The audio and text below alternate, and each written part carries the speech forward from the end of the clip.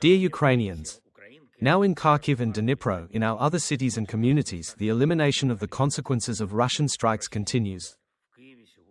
In Kyiv today, the Russian army damaged another hospital, an absolutely civilian object. In Dnipro, a civilian enterprise, a food producer, was among the hits. Ordinary sunflower oil, and this is also a target for Russia, as it turns out. In Kharkiv, the Russians struck simply at heat, at energy for people, at everyday life. Ballistics versus energy. In Kherson, repair crews and energy workers worked to restore electricity supplies after Russian strikes. And all this only indicates that Russia does not really take seriously the diplomatic work that civilized countries are trying to conduct with it. Russia is dragging out the war, trying to inflict as much damage on Ukraine as possible. Their strategy is unchanged. Our strategy, the strategy of protecting life, will be strengthened. We are already doing this. Yesterday and today I held meetings with employees of the Security Service of Ukraine. I am grateful to Vasyl Maluk for his strong work, for the asymmetric operations that he knows how to do. It is these operations that Vasyl will continue to do. We discussed this work with him.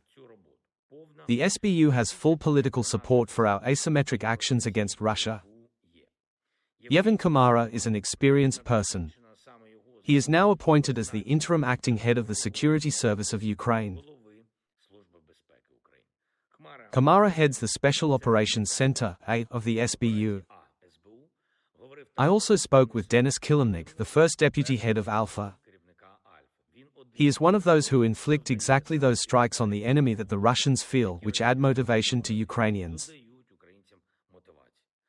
I spoke with Vasyl Kozak, a colonel of the SBU. This is a young guy, one of the representatives of a new generation of Ukrainian defenders, SBU soldiers, and a master of operations. We discussed with them what has already been done and what we are still planning. I support this work. I am grateful for a fresh look at the work of the SBU. I spoke with Oleksandr Poklad.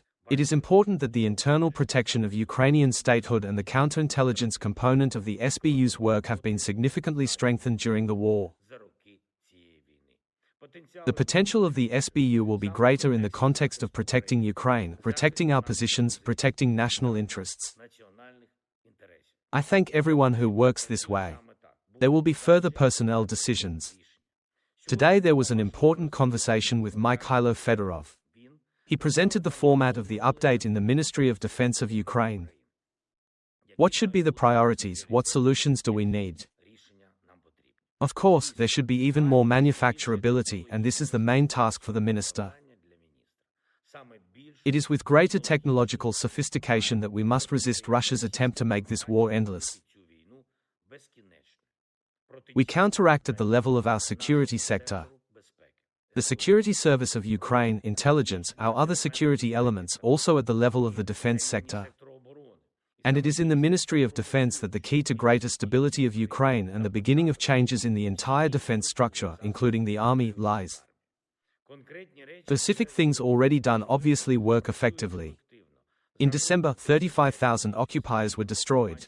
This is confirmed in the video. In November, there were 30,000, in October, 26,000 destroyed occupiers. The growth of these indicators is a consequence of the right decisions.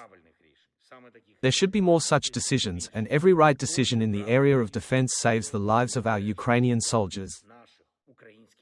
There was a lot of international work today. We are preparing for a meeting in Europe this week in communication with the team of the President of the United States. Air defense for Ukraine, support for Ukraine is a daily task, and every day we must give this result. There will be new decisions for the sake of our state. The Ukrainian negotiation team works around the clock. Today there was a report by the Minister of Foreign Affairs of Ukraine, Andriy Sybiha. I instructed him to significantly intensify the implementation of all our agreements with partners. Last year gave Ukraine many agreements, many positive documents. Each document must and will have a result for our resilience. There's also another appointment today. Chrystia Freeland will help Ukraine make useful economic decisions. This is a person with significant experience. Chrystia worked in the government of Canada and has good connections in the world. All this will support Ukraine. Today I spoke with Dmytro Kuleba. It is important that all of us now work in unity in one team, the team of Ukraine. That's exactly what we do. Ukraine deserves respect, Ukraine needs results. Thank you to everyone who helps us.